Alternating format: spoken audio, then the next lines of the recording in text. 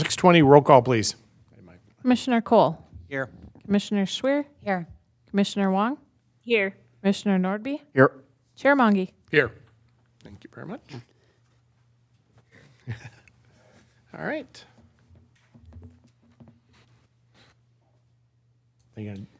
Thank you. HRA action items and recommendations. We have one on the docket for tonight, and it is approved requests for proposals for the Market Street Commons redevelopment site. And we have Riley here, Community Development Director, to speak to that. All right, thank you.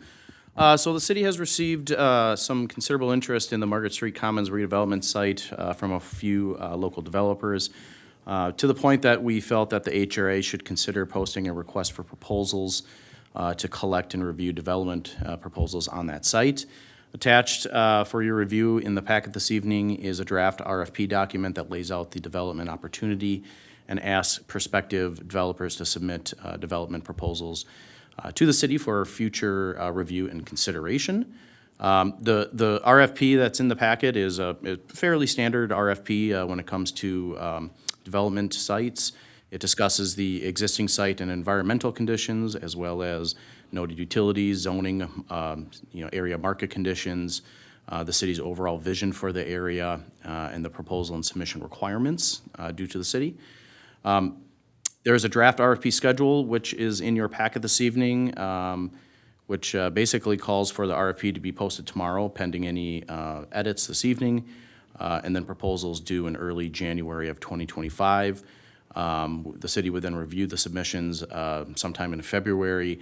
Typically, I've seen a committee be formed that includes city staff members and planning commission members, so that is something that we can discuss at a future time.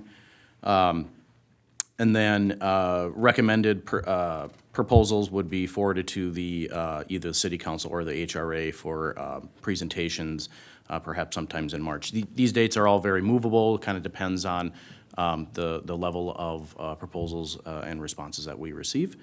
The Planning Commission did review the draft RFP at their September 5th meeting, provided a couple minor edits and updates, but otherwise recommended its approval to the HRA by a unanimous count. And so I'll be happy to answer any specific questions that the HRA may have regarding the RFP. Otherwise, we'll look for a motion to approve and post. Thank you very much. Appreciate it. Any questions from any council member? I just want to say I was the liaison at the Planning Commission meeting while this was discussed, and I want to thank the Planning Commission and Riley. There was some great conversation and thought put into this before it was brought to the council, and I think the Planning Commission and Riley should be proud of what was put before the City Council here today. Great. Thank you. Well, we have good commissions, and we're really, especially that one, we have Planning Commission, we have architects, we have a great variety. Yeah, and we had really healthy discussion on the RFP, and they provided some really good edits, so. Awesome. Can you speak a little bit to those edits or some of the topics that? Yeah, absolutely. So there was, most of the edits were just kind of clarifying, especially the, there's a storm sewer easement that's noted in let me see what page number that is on. It's page 3 of the document, it's page 6 of your packet. There's a site constraint of a sewer easement that runs north and south along kind of the back part of that property. So the Planning Commission wanted to kind of further clarify that and put that a little bit more upfront for developers to consider. Obviously, that's something that when I connect with developers, that's going to be obviously a big focal point of consideration. But then also noting the city-owned parking lot sort of adjacent as maybe as a path to use as a site entrance or something like that. But again, these are all things that would be kind of fleshed out during the proposal. And if I remember right, Brian, that this is a huge sewer. It's not like just a little one. It's 4 feet in diameter. Yeah. So yeah, so It's it's not a like big we're one. It's- talking just a little pipe here. I mean, you could pay to move it and, make the site a little bit more plausible to development, but it's going to come with a big cost. Yep. So, There's power lines back there, and then communication wires that'll also have to be buried as part of that development.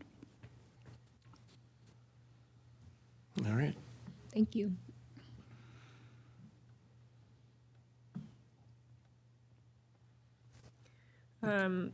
The schedule goes till, it looks like April. Do you feel like that will give you enough time to negotiate and perhaps for them to kind of find and bid and do all that and perhaps even build or start building in Yeah, 2025? all great questions. You know, as I mentioned, this timeline is very movable.